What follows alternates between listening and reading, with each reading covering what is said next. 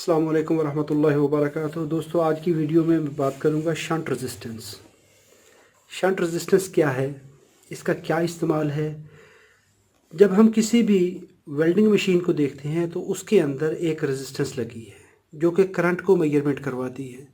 अगर हम inverter SC board में देखते हैं तो वहाँ पर भी हमें मुख्तलिफ़ तरह की शंट महसूस होती हैं। शंट बेसिकली क्या है, ये एक रेजिस्टेंस ही है इंतहाई लो वैल्यू, जिसका टेम्परेचर कोएफिशिएंट बहुत लो होता है, यानी वो बहुत वाइड रेंज में अगर टेम्परेचर उसका चेंज हो तो उसके जो रेजिस्टेंस वैल्यू है उसमें डिफरेंस नहीं आता। रेजिस्टेंस इसकी मिली ओम में होती है। नॉर्मली आप चेक करते हैं तो ये as a jumper, as a short circuit behave करती है, लेकिन उसकी कैलिब्रेटेड रेजिस्टेंस होती है उसके मटेरियल की वजह से कि उसका ख़ास मटेरियल, वो बेसिकली शंट क्या है कि एक रेजिस्टेंस ही है। इसमें एक साइड से करंट गुजरेगी, दूसरी साइड से निकल जाएगी।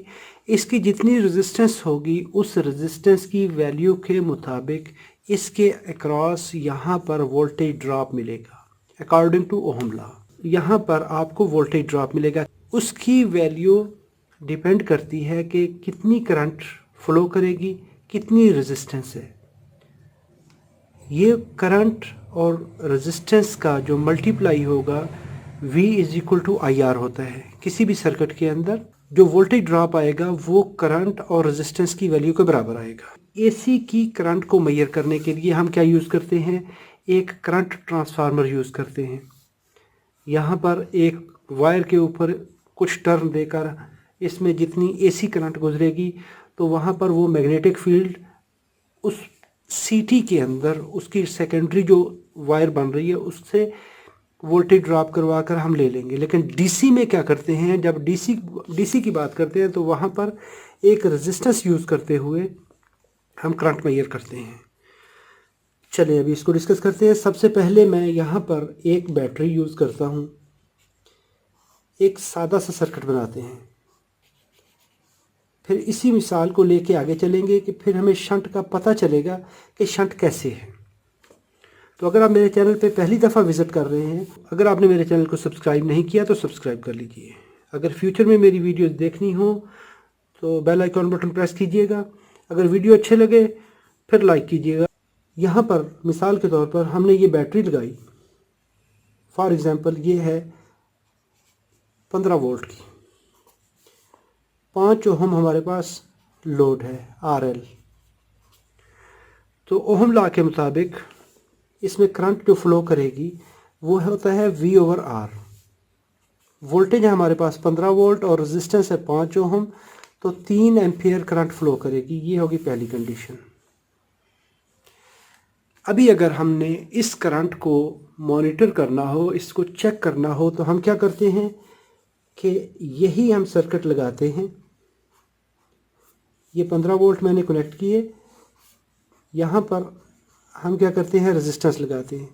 करंट मेजर करने के लिए हम इस्तेमाल करते हैं एम्पेयर मीटर। होता क्या है कि यहाँ से करंट चली ऐसे, यहाँ से करंट चली नेगेटिव टू पॉजिटिव।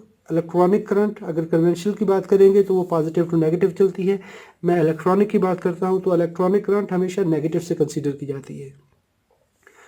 तो हमारा ये एम्पेयर मीटर उसी हिसाब से इसको दिखानी तो चाहिए 3 एम्पेयर करंट, तो ये 3 एम्पेयर करंट शो कर देगा। वही लोड है 5 ओहम का, 15 वोल्ट बैटरी है, तो इस हिसाब से ये करंट शो करेगा। अभी इसको मैं थोड़ा सा डिटेल से लेके चलूँगा ताकि हमें शंट की असलियत पता चले और उसका इस्तेमाल पता चले। अभी इस एम्पेयर मीटर को हम देखते हैं तो फिर हमें ये समझने में आसानी होगी। एम्पेयर मीटर बेसिकली कोई भी एमीटर हो, एम्पेयर मीटर हो, तो वो बेसिकली वोल्ट मीटर होता है। ये होगी हमारी RL 5 ओहम की। इसके अक्रॉस अभी जो एम्पेयर मीटर होता है उसकी जो कॉइल होती है, एम्पेयर मीटर या वोल्ट मीटर जो एनालॉग होते हैं, जितने भी एम्पेयर मीटर होते हैं उसकी FSD जो होती है, फुल स्केल डिफ्लेक्शन, जो कि उसकी नीडल को लेफ़्ट से मूव कराकर राइट साइड पे ले जाने तक, यानी डायल के इस कोने से लेके इस कोने तक चलने के लिए जितनी करंट रिक्वायरमेंट होती है वो अमूमन माइक्रो एम्पेयर में होती है। और उस पर अगर आप 1 मिली वोल्ट अप्लाई करेंगे फॉर एग्ज़ाम्पल, तो वो 1 मिली वोल्ट उसको यहाँ से लेके यहाँ तक सुई को पहुँचा देगा। बेसिकली उसके अंदर होता क्या है कि एक परमानेंट मैग्नेट है, दरमियान में कॉइल है। जैसे ही आप 1 मिली वोल्ट अप्लाई करेंगे तो इसकी कॉइल में 1 माइक्रो एम्पेयर करंट फ्लो करेगी। ये मैं मिसाल दे रहा हूँ। तो सुई इसकी क्या है, इस मैग्नेट के अंदर रिजल्टेंट मैग्नेटिक बनाते हुए ऐसे घूम के फुल शो कर देगी। तो इससे हमारी, इसको कहते हैं FSD, फुल स्केल डिफ्लेक्शन। उस एम्पेयर मीटर की रेंज को बढ़ाने के लिए एक शंट यूज़ की जाती है, एक रेजिस्टेंस यूज़ की जाती है। फॉर एग्जांपल, जो हम एक मल्टीमीटर की एक मिसाल दे रहा हूँ कि उसको 1 मिली वोल्ट देंगे तो वो उसकी सुई फुल गर्दिश करके अपने राइट एंड पे चली जाएगी। जो एम्पेयर मीटर एनालॉग होते हैं, जिन सुई वाले मल्टीमीटर हैं, तो हम क्या करते हैं कि अभी उसमें से 1 माइक्रो एम्पेयर हमने करंट पढ़नी है किसी ऐसे सर्किट की जिसमें for example 10 ampere, 20 ampere, 50 ampere चल रही है। तो उसके लिए क्या करते हैं, हम इंतहाई लो वैल्यू की एक रेजिस्टेंस लगाई जाती है यहाँ पर। ये रेजिस्टेंस लग गई। अभी इस रेजिस्टेंस को एक पैरेलल पाथ में ये वोल्टेज ड्रॉप करवा दिए इसके ऊपर। अभी जितनी करंट ये फ्लो करेगी, हम क्या करते हैं, ये लोड के सीरीज़ में से वही करंट जो सिस्टम में फ्लो हो रही थी, उस करंट को इस रेजिस्टेंस में से गुजारा जाता है। अभी यह है लो वैल्यू रेजिस्टेंस। इसकी रेजिस्टेंस को हम नज़रअंदाज कर सकते हैं। फॉर एग्जांपल, इसकी जो इंटरनल रेजिस्टेंस है, हम कहते हैं कि वो 50 मिली ओहम है, या हम कह सकते हैं 0.05 ओहम। अभी ये 0.05 ओहम इस 5 ओहम के मुकाबले में इंतहाई लो रेजिस्टेंस है और इसको हम नज़रअंदाज कर सकते हैं। लेकिन इसका थोड़ा सा सिस्टम करंट के ऊपर फ़र्क पड़ेगा, लेकिन उसको हम, चूँकि हमने इससे एक फ़ायदा लेना है, उस फ़ायदे की वजह से इसकी रेजिस्टेंस को हम नज़रअंदाज किया जाता है। अमूमन इसको कैलकुलेशन में नहीं लाया जाता। फॉर एग्जांपल, अभी रेजिस्टेंस होगी 5 ओहम प्लस 0.05 ओहम, तो 15 वोल्ट लोड है, तो 15 तकसीम 5.05 तो 2.97। अभी इसमें से करंट जो फ्लो होगी 2.97 एम्पेयर। सिस्टम करंट थी 3 एम्पेयर, तो जस्ट ओनली 2.97 एम्पेयर करंट जो है वो फ्लो करेगी। इंतहाई कम वैल्यू, क्योंकि हमने रेजिस्टेंस थोड़ी लगाई है, 0.05 ओहम की शंट लगाई है, रेजिस्टेंस लगाई है। इस वजह से अभी हम इसकी करंट कैसे मेजर करते हैं, इसी चीज़ को हम लेके आगे चलेंगे। अभी हमारे पास ये करंट की वैल्यू आ गई, इसको मल्टीप्लाई कर दें आप 0.05 के साथ, तो ये इस रेजिस्टेंस के अक्रॉस ड्रॉप वोल्टेज जो है वो 0.1485 वोल्ट आ जाएंगे, यानी 148 मिली वोल्ट ड्रॉप हो जाएंगे इस शंट के अक्रॉस। बाकी जितने वोल्टेज बचेंगे वो इस लोड पे चले जाएंगे। तो 15 वोल्ट में से 0.148 या 148 मिली वोल्ट ड्रॉप होंगे, जो कि ना होने के बराबर हैं। इन्हीं वोल्टेज को हम क्या करेंगे, 1 वोल्ट मीटर पे ये वोल्टेज जो है हम शो करवाते हैं। बेसिकली किसी भी एम्पेयर मीटर के अंदर हम एक शंट के अक्रॉस ड्रॉप वोल्टेज को शो करवाते हैं। तो वो आपस में ये कैलिब्रेटेड होते हैं। इसको पता होता है मल्टीमीटर की, जब डिज़ाइनर डिज़ाइन करता है कि इसके अक्रॉस अगर इतने वोल्टेज ड्रॉप करेंगे तो इसने क्या करना है, 3 एम्पेयर शो करने हैं। ये एक ट्रांसलेटेड वैल्यू है कि इसमें से अगर इतनी करंट गुजरेगी, इतने वोल्टेज ड्रॉप होंगे, तो ये मीटर की नीडल जो है वो 3 एम्पेयर पे शो करेगा।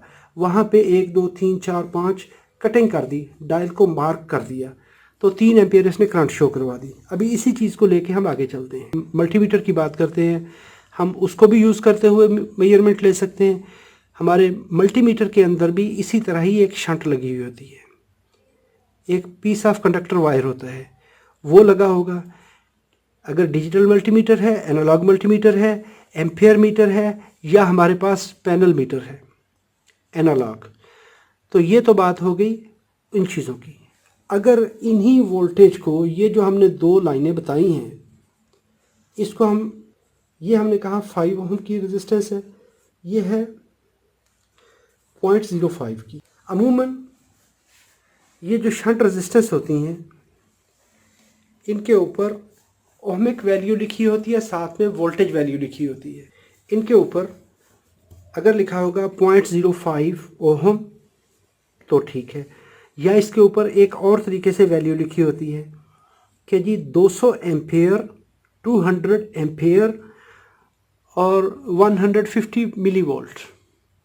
बात वही आती है कि अगर एम्पेयर और वोल्ट लिखे हुए हों, वो एक कैलिब्रेटर ने जब वो कैलिब्रेट करते हैं, वो चेक करते हैं, हर एक पीस के अक्रॉस वो करंट गुजारते हैं उसमें से, और उसके अक्रॉस ड्रॉप वोल्टेज चेक कर लेते हैं कि जी इसके अक्रॉस कितने वोल्टेज ड्रॉप हुए।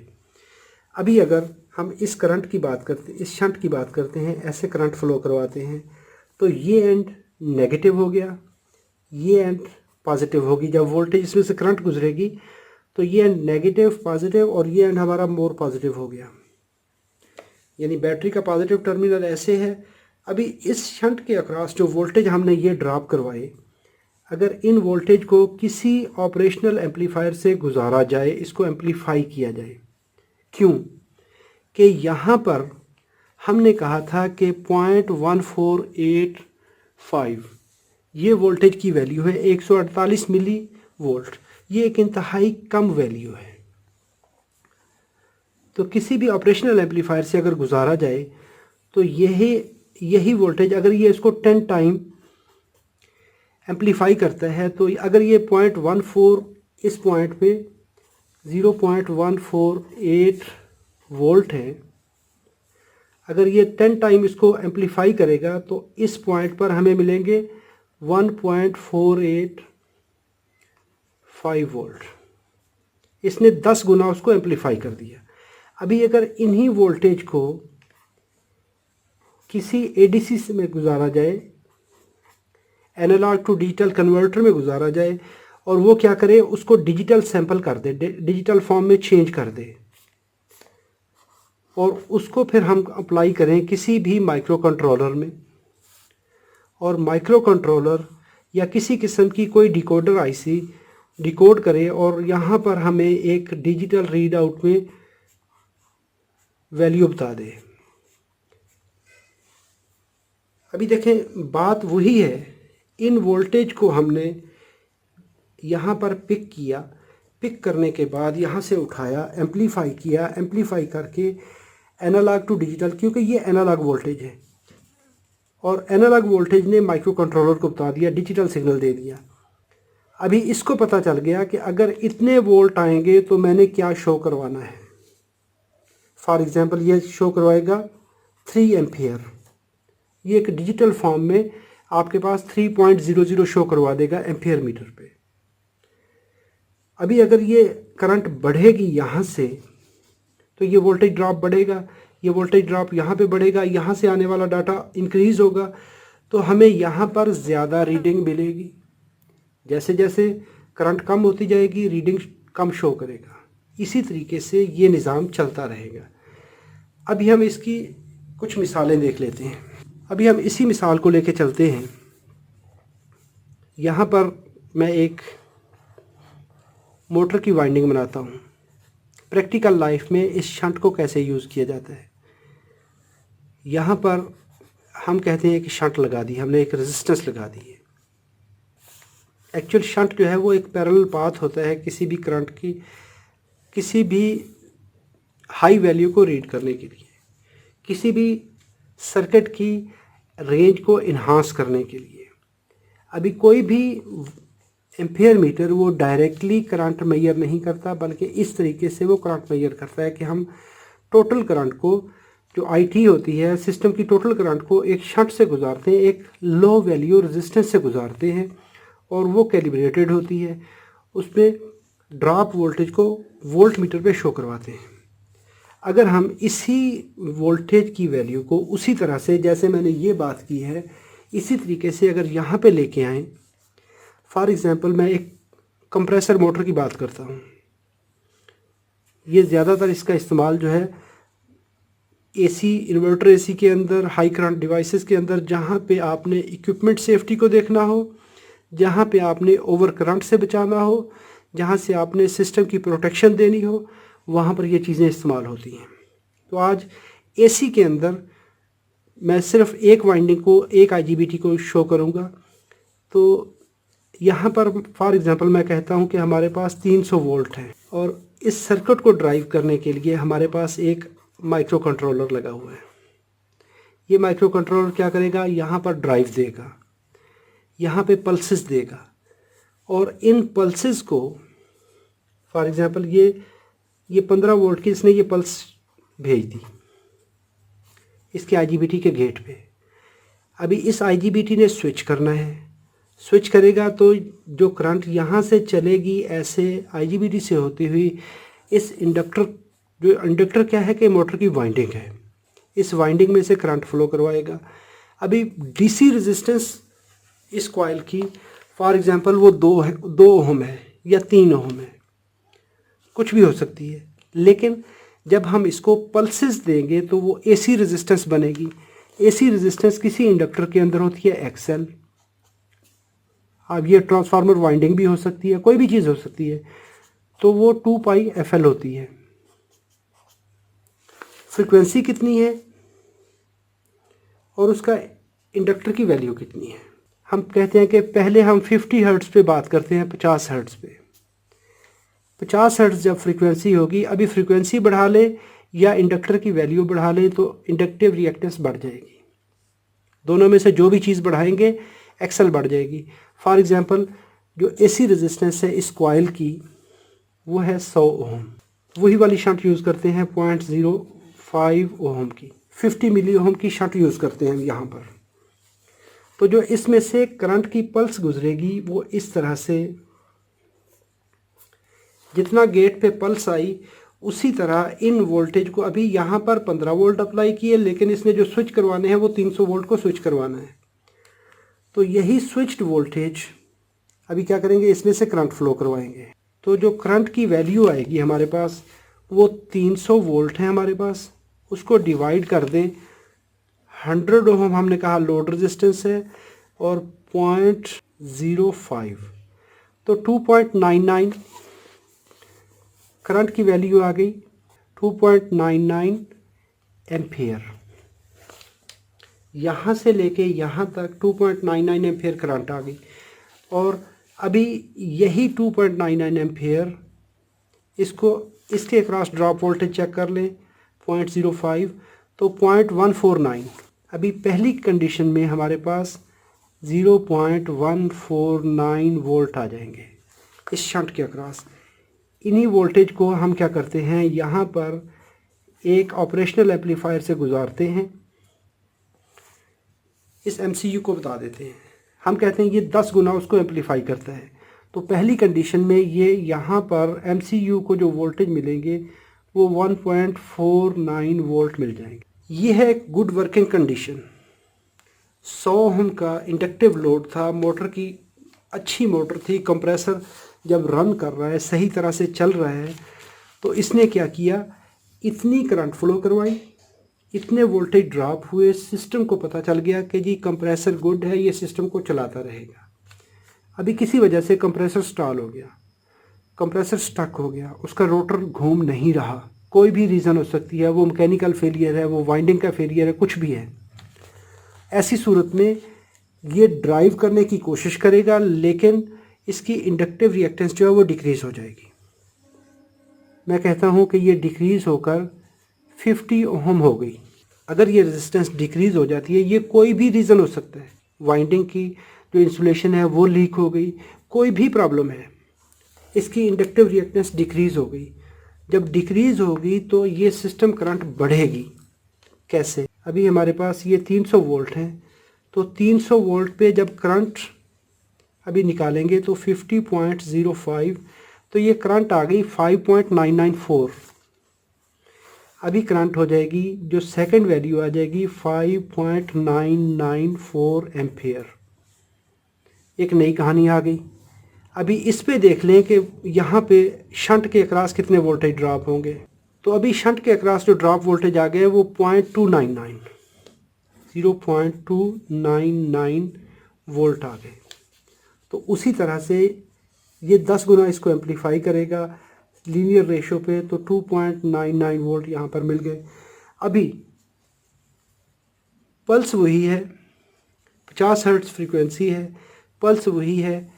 इसने स्विच किया, जो इसका सॉफ्टवेयर है वहाँ पे लिखा हुआ है कि जी ये वोल्टेज आने चाहिए अगर कंप्रेसर गुड है, कंप्रेसर ठीक है, उसमें कोई प्रॉब्लम नहीं है, ये वोल्टेज वैल्यू होनी चाहिए। अभी कंप्रेसर हमारा स्टॉल हो गया, रुक गया, उसकी वजह से ओवर करंट आ गई। ओवर करंट की वजह से वोल्टेज ड्रॉप बढ़ गया, तो शंट के वोल्टेज जो हमने यहाँ पे लिए एम्पलीफायर को मिले तो 2.99 आ गए। जैसे ही 2.99 आए, MCU ने, माइक्रो कंट्रोलर ने अपने सोर्स कोड के साथ, अपने सॉफ्टवेयर के साथ इसको कंपेयर किया। इसको पता चल गया जी ज़्यादा वोल्टेज आ रहे हैं, इसका मतलब है या IGBT शॉर्ट है या कंप्रेसर में प्रॉब्लम है। तो ये क्या करेगा, फ़ौरन से अपनी ड्राइव को भी कट कर सकते हैं। जो इसकी इंस्ट्रक्शन में लिखा होगा कि ऐसी सूरत में तुमने क्या करना है, तो ये माइक्रो कंट्रोलर फ़ौरन से हो सकता है कि एरर कोड जनरेट करे, किसी जगह पे वो डिस्प्ले करवा सकते हैं, इसकी ड्राइव को कट कर सकता है, जो भी इसने करना है वो करेगा। अगर ये अपनी फ्रीक्वेंसी इंक्रीज़ करता है, पहले थी 50 हर्ट्ज़, हम कहते हैं कि 150 हर्ट्ज़ करता है ये। इसने अभी कंप्रेसर मोटर के RPM बढ़ाने हैं। बढ़ाने के लिए जैसे ही ये अपनी फ्रीक्वेंसी बढ़ाएगा, तो पहले ये 100 ओम रेजिस्टेंस थी, अभी फ्रीक्वेंसी इंक्रीज़ की, तो चूँकि आपस में अगर इनमें से कोई भी वैल्यू बढ़ेगी तो XL बढ़ जाएगी। अभी XL हो जाती है 300 ओम। तो जैसे ही XL बढ़ी तो हमारे पास 300 वोल्ट हैं, तो करंट निकालिए 300.05 ये शंट वाले, तो 0.998। अभी ये हमारे पास तीसरी करंट की वैल्यू आ जाएगी 0.998 एम्पियर। 50 हर्ट्ज़ पे करंट थी 2.99 एम्पियर। जब हमने फ्रीक्वेंसी इंक्रीज़ की, XL बढ़ी, इंडक्टिव रिएक्टेंस बढ़ी, तो करंट डिक्रीज़ हो गई। अभी करंट इतनी हो गई, तो इस करंट पे अभी आप इस शंट के अक्रॉस जो लोड है वो ड्रॉप कर लीजिए, चेक कर लीजिए 0.05, तो ये 0.0499। अभी शंट पे ये वोल्टेज ड्रॉप होंगे, तो अगर इसको 10 टाइम इंक्रीज़ करें तो 0.49 वोल्ट हो जाएंगे। पल्स वही है, लेकिन पल्स का ड्यूटी साइकिल, ड्यूटी रेशियो जो है वो कम हो गया। इसके कम होने से जो वापसी फीडबैक है, ये वाले वोल्टेज, ये भी इसका लेवल कम होना चाहिए। अगर तो ये इस रेंज के अंदर आते हैं, 0.49 के करीब आते हैं, तो ये कहेगा ठीक है। अगर ये वोल्टेज इसको नहीं मिलते या इसको ज़्यादा मिलते हैं, इसकी लिमिट से आउट मिलते हैं, क्योंकि जब भी ये सॉफ्टवेयर लिखा जाता है तो इसकी मिनिमम से मैक्सिमम या लोअर लिमिट और अपर लिमिट डिफ़ाइन की जाती है। कैसे? अगर यहाँ पर इसको लिखा जाता है कि 0.40 से लेके 0.60 तक अगर वोल्टेज आएंगे तो ये गुड वर्किंग कंडीशन है। अगर ये 1.40 से, ये एक मैं मिसाल दे रहा हूँ, 1.60 तक ये वोल्टेज होते हैं, तो ये एक गुड वर्किंग कंडीशन होगी। इस हालत में 50 हर्ट्ज़ पे, तो 150 हर्ट्ज़ पे अगर ये रेंज आती है तो उस वक्त हम कहते हैं कि ये कंप्रेसर ठीक काम कर रहा है। तो ये शंट रेजिस्टेंस या ये रेजिस्टेंस, ये low value resistance actually in dropped voltage को मेजर करवाती है। तो दोस्तों, उम्मीद करता हूँ ये वीडियो आपके लिए मालूमाती है। अगर ये मालूमाती है तो थंब अप कीजिए। अगर कोई सवाल हो तो कमेंट बॉक्स में लिखिए। मुझे आपकी राय का, सजेशन का इंतज़ार रहेगा। अपना बहुत सारा ख्याल रखिएगा। अल्लाह रब्बुल इज़्ज़त आप सबको अपनी हिफ्ज़-ओ-मान में रखे, अपनी दुआ में याद रखिएगा। अस्सलामु अलैकुम व रहमतुल्लाहि व बरकातुहू।